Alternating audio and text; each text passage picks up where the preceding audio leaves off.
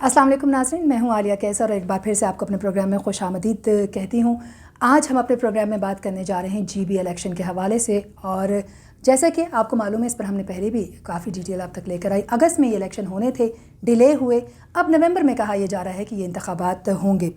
تحریک انصاف کی حکومت موجود ہے وفاق میں اس وقت، اور عمومی طور پر ہوتا یہ ہے کہ جس کی وفاق میں حکومت ہوتی ہے وہ کافی مضبوط پارٹی سمجھی جاتی ہے جب الیکشن جو ہیں وہ جی بی میں ہو رہے ہوں یا مختلف صوبوں کے حوالے سے اگر ہم بات کرتے چلیں جب الیکشن ہو رہے ہوتے ہیں۔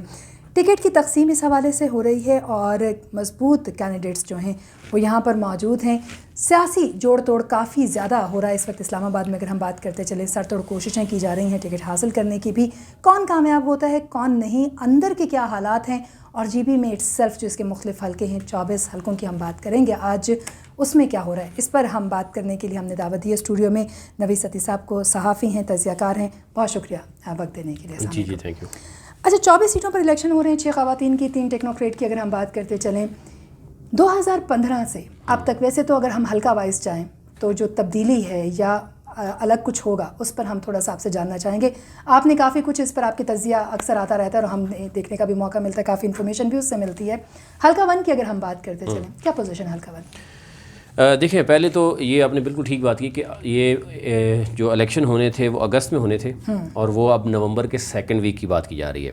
یعنی نومبر کا سیکنڈ ویک وہ ایک ڈیڈ لائن ہے اگر الیکشن ہوں گے، ادروائز پھر یعنی کم از کم 6-7 ماہ کا جو ہے اس میں ڈیلے آ جائے گا۔ ایک تو یہ ہے کہ آہستہ آہستہ یعنی اگست کے بعد سے نومبر سیکنڈ ویک تک چلے گئے۔ اب ظاہر ہے کچھ لوگ چاہتے ہیں کہ الیکشن وقت پر نہ ہوں اور ان کو یہ نہیں کہ موقع مل جائے، لیکن اس میں زیادہ تر سٹیک ہولڈرز جو ہیں وہ یہی چاہتے ہیں کہ الیکشن جو ہے وہ ہو جائے۔ اکتوبر میں اینڈ کی بات ہو رہی تھی، لیکن اب نومبر کے سیکنڈ ویک کی بات ہو رہی ہے۔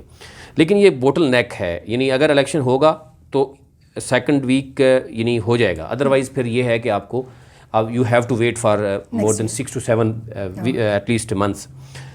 اب جو آپ نے بات کی کہ 2015 اور 2020 کے یعنی جو ہے، میں تھوڑا سا آپ کو بتاؤں کہ اگر حلقہ 1 کی اگر بات کریں، 2010 کی میں اگر بات کروں تو سید الدین رضوی جو ہیں وہاں سے جیتے تھے۔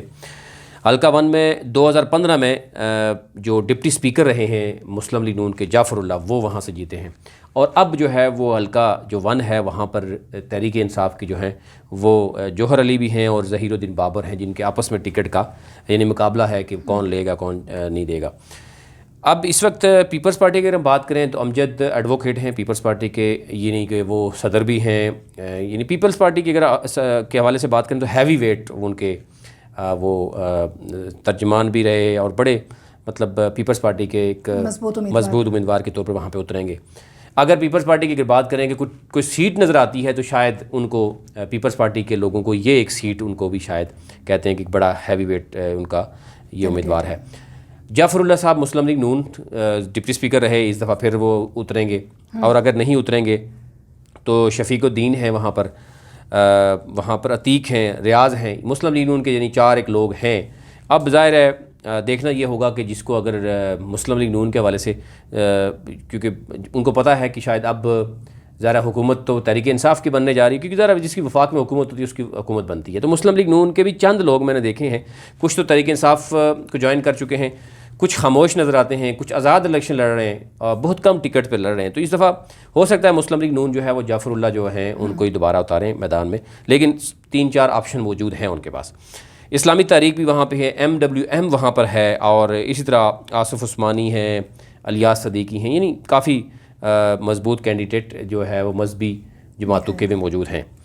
اب اگر بات کریں، آپ نے کہا کہ حلقہ 1 کی بات کریں، حلقہ 1 میں کیونکہ وفاق کو دیکھ رہی ہے، حلقہ 1 اور 2 میں اگر آپ سمجھیں کہ میکسیمم جو ہے وہ دیکھا جا رہا ہے، کیونکہ تحریک انصاف کی ٹکٹ انٹرویوز ہو چکے ہیں اور یہ ویٹ کیا جا رہا تھا کہ محرم کے یہ 9-10 محرم کے بعد ایک تو ٹکٹس کا جو ہے وہ بھی سامنے آ جائے گا، اس کے بعد شیڈیول بھی آنے کے چانسز موجود ہیں۔ اس حوالے سے اسلام آباد میں بھی خاصی سرگرمیاں جو ہیں وہ ہمیں دکھائی دے رہی ہیں اس وقت۔ بالکل، اس وقت میکسیمم جو ٹکٹ کے امیدوار ہیں وہ اسلام آباد میں موجود ہیں۔ جوڑ توڑ عروج پہ ہے، اس میں سفارشیں بھی چل رہی ہیں، جوڑ توڑ بھی ہے، بہت سی چیزیں جو ہے وہ اسلام آباد موجود ہیں، لڑائی جھگڑے بھی چل رہے ہیں۔ اور کیونکہ گلگت بلتستان میں ہم نے دیکھا کہ ایک تو وفاق کو دیکھا جاتا ہے، کچھ حلقے ایسے ہیں کہ پیورلی وفاق کو دیکھ کے وہاں کی عوام بھی دیکھتی ہے کہ وفاق میں جو حکومت آتی ہے ڈیفینیٹلی فنڈنگ وفاق سے ہوتی ہے، تو پھر ان کے جو کام ہیں وہ رہتے ہیں ادھر ہی ہوتے ہیں.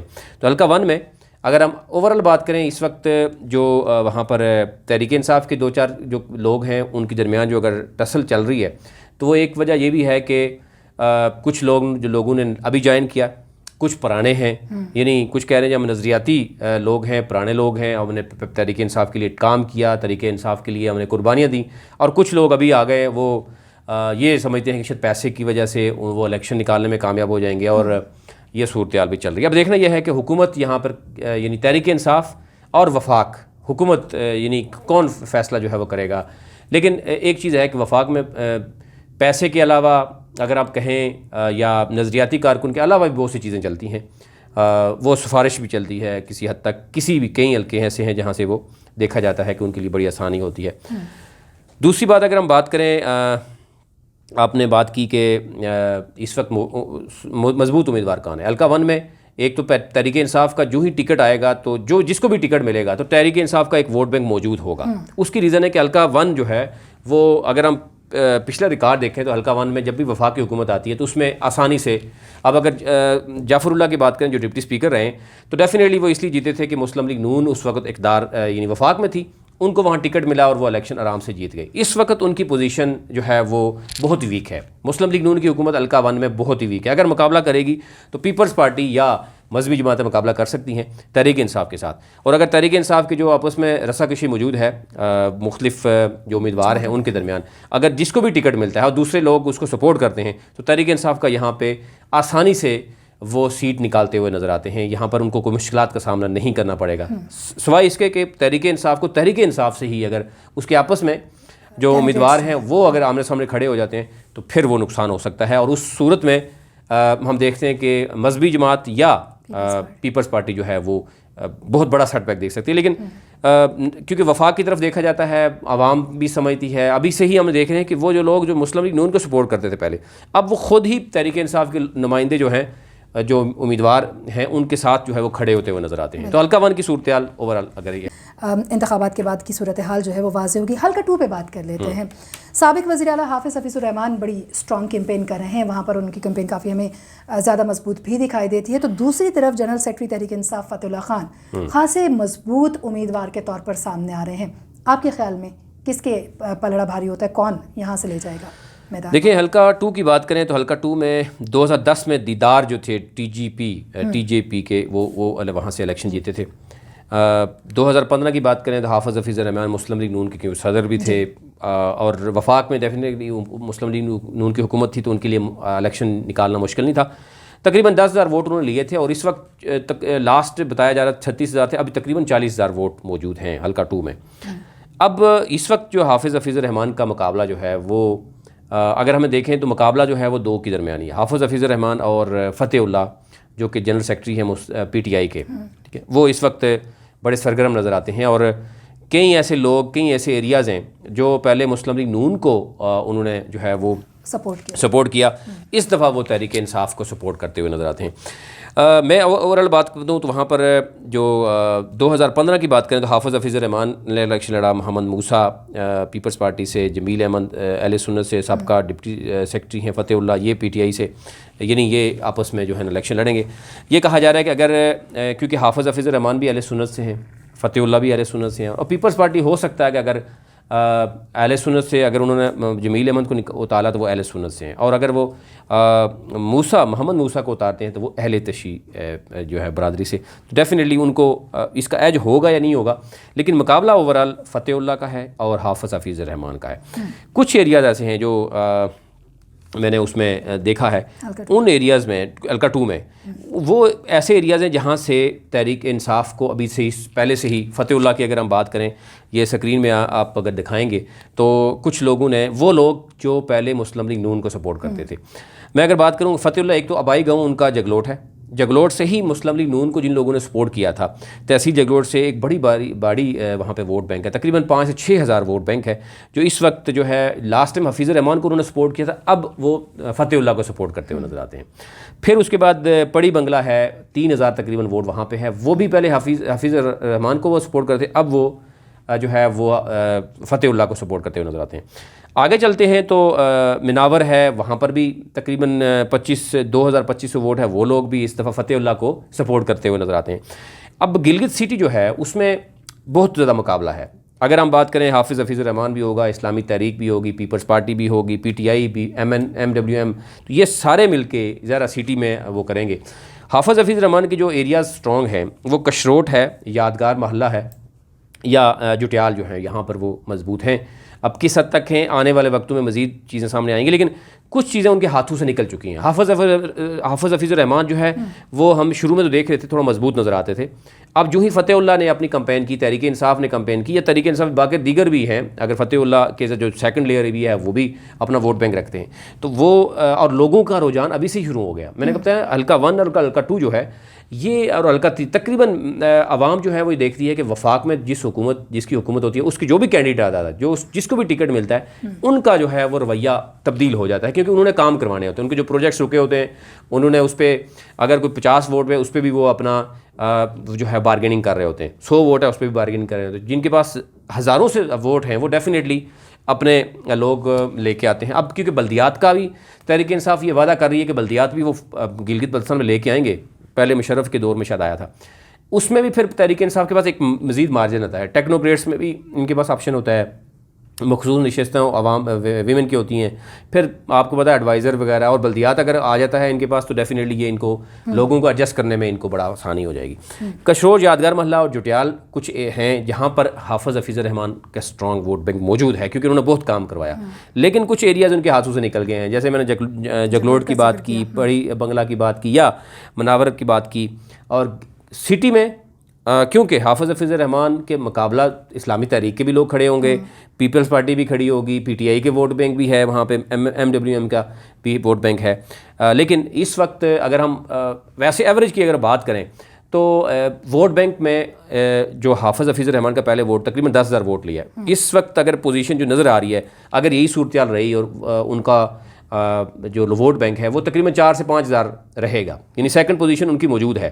فرسٹ پوزیشن اس وقت جو ہے وہ اگر ہم دیکھیں تو فتح اللہ جو ہے وہ, یا تحریک انصاف کا جو بھی سامنے آتا ہے, لیکن کیونکہ فتح اللہ نظر آ رہا ہے کہ وہ ٹکٹ لینے میں کامیاب بھی ہوں گے, ظاہر ہے وہ ایکٹیو ممبر بھی ہیں, تحریک انصاف کے جنرل سیکرٹری ہیں, تو یہ نہیں ہو سکتا کہ وہ ٹکٹ سے محروم رہیں اور باقی کوئی ٹکٹ لے, کیونکہ ان کے ساتھ جو باقی لوگ ہیں, اگر میں بتاؤں فتح اللہ جو جنرل سیکرٹری ہیں, ڈپٹی سیکرٹری جو ہیں وہ جنرل سیکرٹری صابر حسین ہیں, پھر پروفیسر اجمل حسین صوبائی فائنینس سیکرٹری ہیں, محمد شاہد ہیں وہاں پر, یہ بھی مرکزی ویلفیئر کے ہیں ان کا پاس عہدہ, اور گلاب شاہ ہیں ڈسٹرکٹ نائب صدر ہیں. تو فتح اللہ جو ہیں وہ ایک تو پارٹی کے بھی بڑا اہم عہدہ ہے, اور حلقہ 2 میں ڈیفینیٹلی فتح اللہ کے علاوہ کوئی ایسا شخص نظر نہیں آ رہا جو مقابلہ کر سکے. اور حافظ حفیظ الرحمان کا مقابلہ فتح اللہ جو ہے وہ کرنے کے لیے بھرپور میدان میں. ابھی دیکھیں, ابھی ٹکٹ کی تقسیم بھی نہیں ہوئی, پہلے ہی لوگ جو ہے وہ حمایت کرتے ہوئے نظر آتے ہیں. یہ اب سکرین میں آپ دکھائیں گے کہ بہت سے لوگ ہیں جو پہلے جگلوٹ کی اگر ہم بات کریں, ہم اگر پڑی بنگلہ کی بات کریں, مناور کی بات کریں, اس طرح کے ایریاز کے تھے, انہوں نے خود جو ہے وہ ان سے رابطہ کیا. اعداد و شمار کا اگر ہم تقابلی جائزہ لیتے ہیں تو یقیناً جو پہلے کے اعداد و شمار اور اب کے جو اعداد و شمار ہیں وہ ہمیں الگ ہوتے ہوئے دکھائی دیتے ہیں. تو اسی طریقے سے دیگر جماعتوں کی موجودگی میں بھی آپ کو لگتا ہے, چاہے اس میں کوئی شبہ نہیں ہے ان کے جو سابق وزیر اعلیٰ حافظ حفیظ الرحمان وہ خاصے مضبوط کینڈیڈیٹ بھی رہے, انہوں نے مختلف ایریا میں کام بھی کیا, اور جب ہم بات کرتے ہیں ان کی کیمپین کی تو ان کی کیمپین بھی اس وقت کافی ہمیں مضبوط دکھائی دیتی. لیکن دوسری طرف جنرل سیکرٹری تحریک انصاف فتح اللہ خان اور کافی عام عہدے جو پارٹی کے ان کے ساتھ اس وقت ہیں, تو ان کی بھی جو اس وقت حیثیت اگر ہم بات کرتے چلیں امیدوار کے طور پہ خاصی ہمیں مضبوط دکھائی دے رہی ہے. حلقہ 3 کی طرف میں آپ کو لانا چاہوں گی. حلقہ 3 میں اگر ہم بات کرتے چلیں تو اگین تحریک انصاف چونکہ وفاق میں موجود ہے, حلقہ 3 سے سید جعفر شاہ جو کہ صوبائی صدر بھی ہیں تحریک انصاف کے, اور اگر ہم سیاست کے حوالے سے بات کرتے تو چلیں تو ظاہر ہے کہ ان کا ایک تجربہ ہے اور ماضی میں بھی خاصے اہم عہدوں پر جو ہیں وہ فائز رہے ہیں. ان کا مقابلہ آپ کس کے ساتھ دیکھتے ہیں؟ دیکھیں, حلقہ 3 جو ہے وہ جس طریقے سے ہم دیکھیں نا, حلقہ 1 اور 2 میں کیونکہ ٹکٹ کی تقسیم ہوگی تو وفاق کی طرف لوگ دیکھتے ہیں.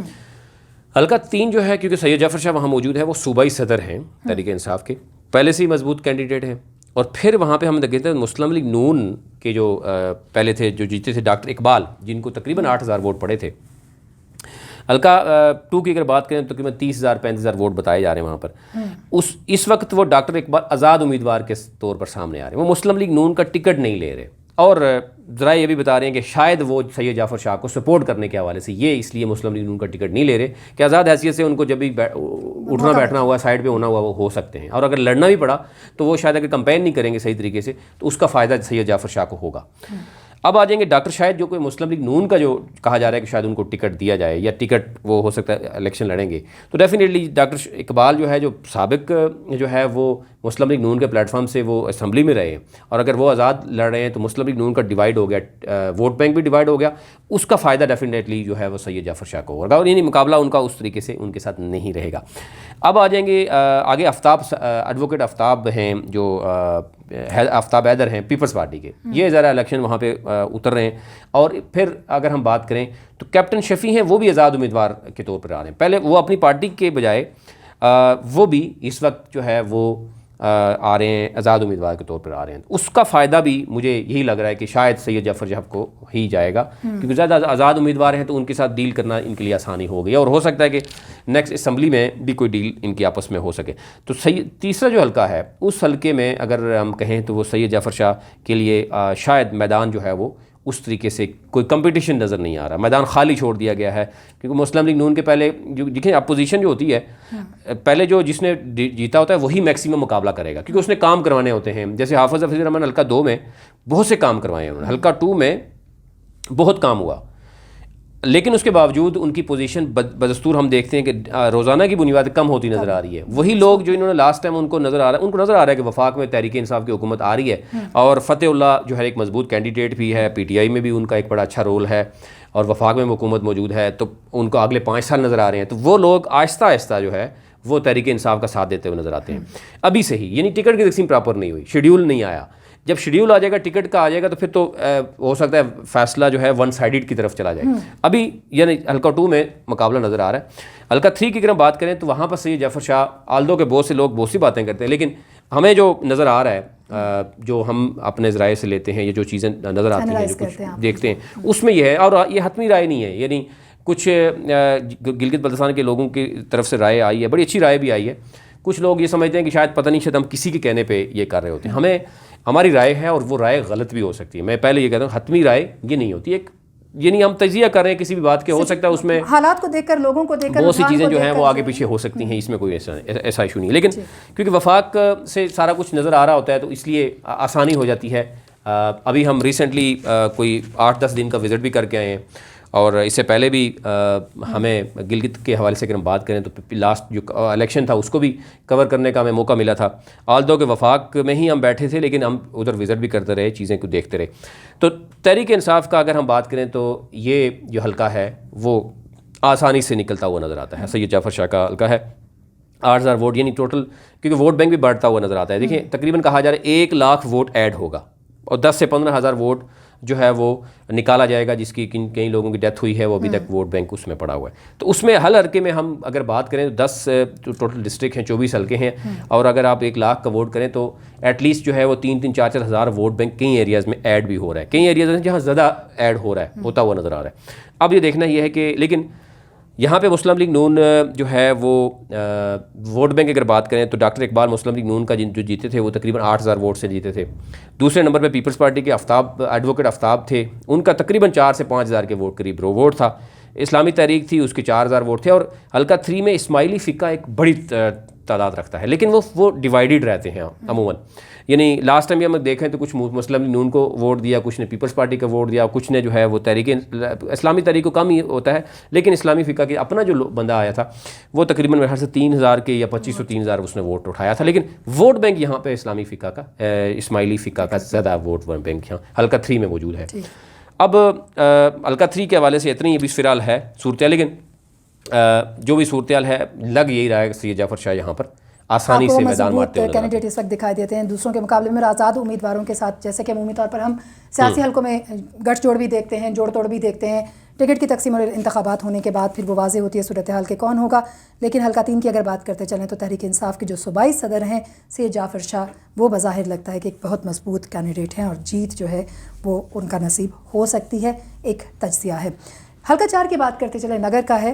2015 میں پیپلز پارٹی کے جاوید حسین نے میدان مارا تھا یہاں سے.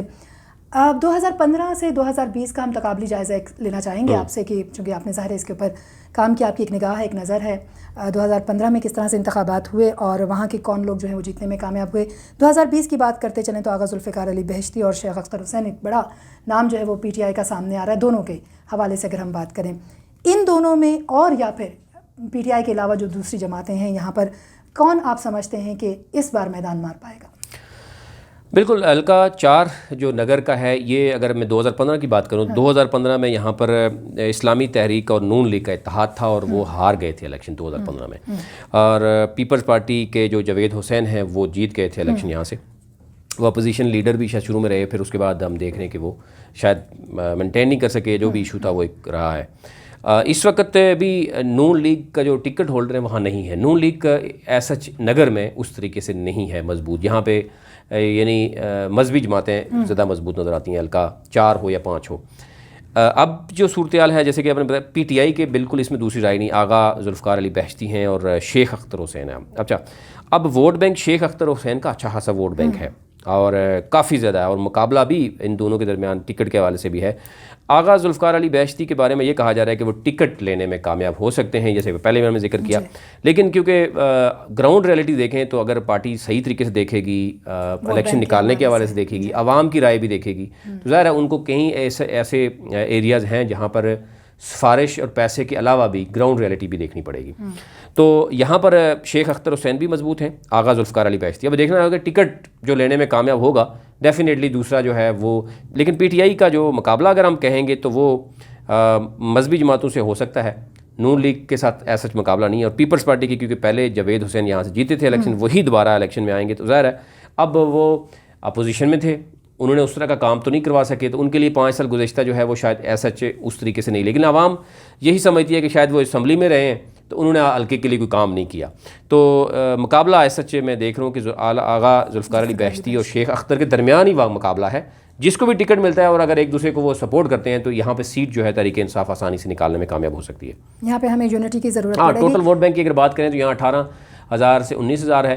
اب کہا جا رہا ہے کہ ووٹ بینک بڑھ کے 20,000 سے اوپر چلا جائے گا. لاسٹ ٹائم شاید ووٹرز کے حوالے سے بھی بات کی جا رہی ہے کہ لاسٹ ٹائم کہا جا رہا ہے کہ 13,000 سے 14,000 کے قریب جو ہے نا ووٹ کاسٹ ہوا تھا.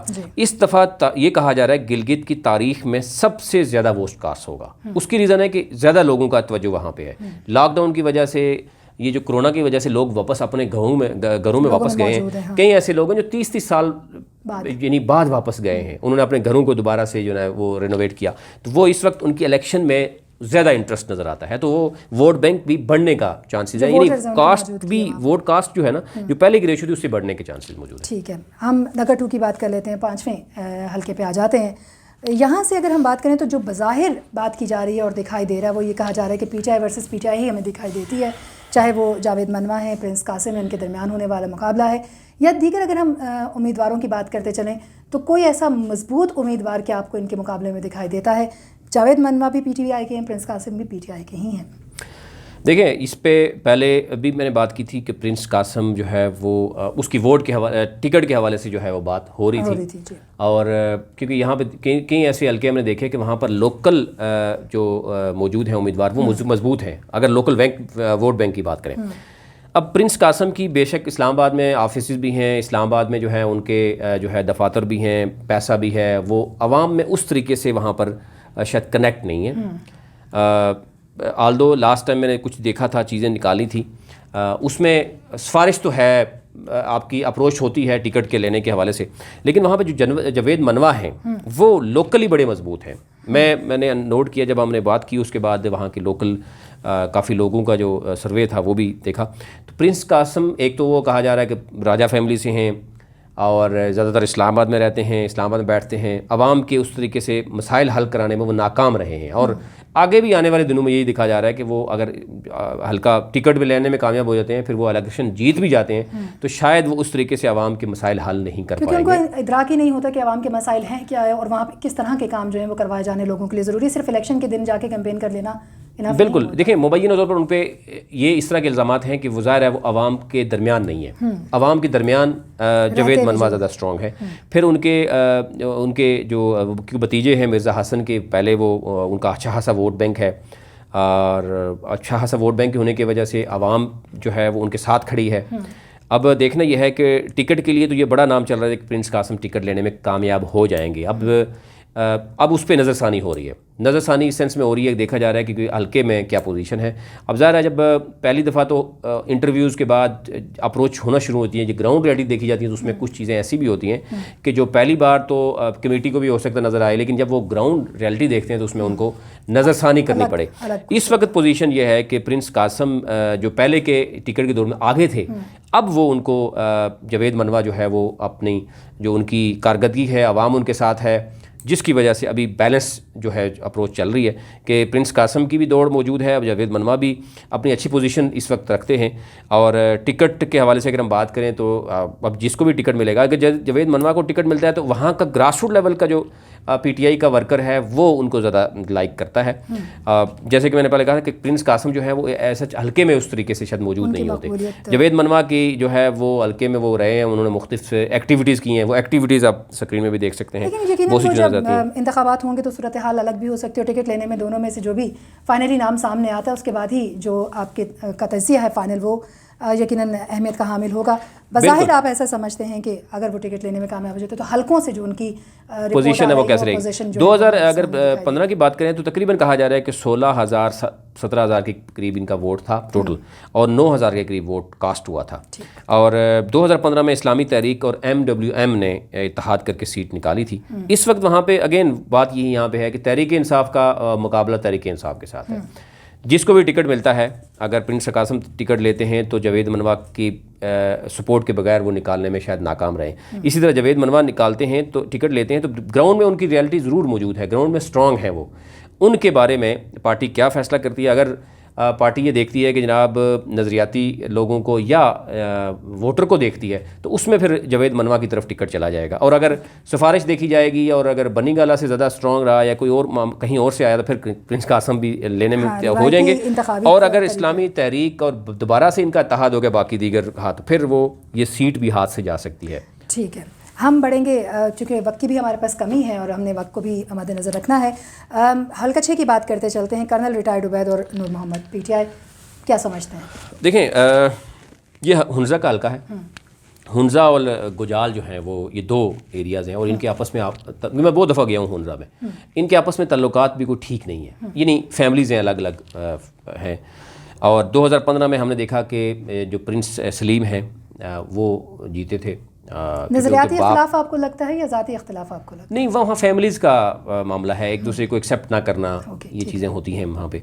پرنس سلیم جو ہے وہ جیتے تھے، ان کے والد جو ہے وہ گورنر تھے، ان کی والدہ جو ہے وہ ٹیکنوکریٹ سیٹ پہ موجود تھی. ایک اسٹرانگ مضبوط فیملی تھی جس کی وجہ سے ہوا. اور وہاں پر بابا جان جو دوسرے نمبر پر تھے، اس وقت وہ ظاہر جیل میں ہیں کسی وجہ سے. تو یہ پوزیشن اس وقت لاسٹ ایئر کی ہے. اس وقت وہ الیکشن شاید ابھی تک وہ میدان میں اترے ہی نہیں ہیں. شاید وہ کیونکہ کوشش کی، کیونکہ ظاہر ہے ان کے جو والد صاحب ہیں گورنر، وہ اور ان کی کوشش ہوتی تھی کہ جس بھی پارٹی کے ساتھ، لیکن اس موجودہ شاید تحریک انصاف کے ساتھ ان کی کوئی نہیں ہو سکی، نہیں بن سکی. کرنل عبید اسٹرانگ ہے، مضبوط ہیں اس سینس میں کہ وہ اسماعیلی فقہ سے ہیں اور ایک اہم عہدہ بھی رکھتے ہیں، اور وہاں ووٹ بینک بھی زیادہ جو ہے وہ اسماعیلی فقہ کا موجود ہے.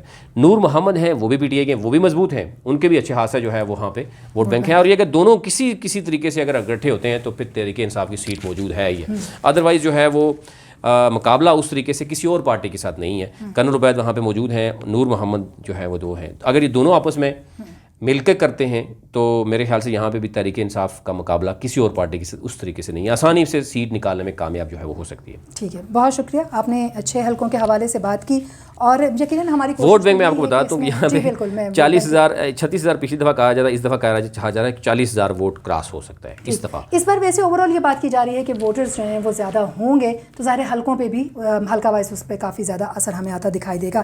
انتہائی اہم 6 حلقے جو ہیں وہ ہم نے اپنے آج کے اس پروگرام میں شامل رکھے.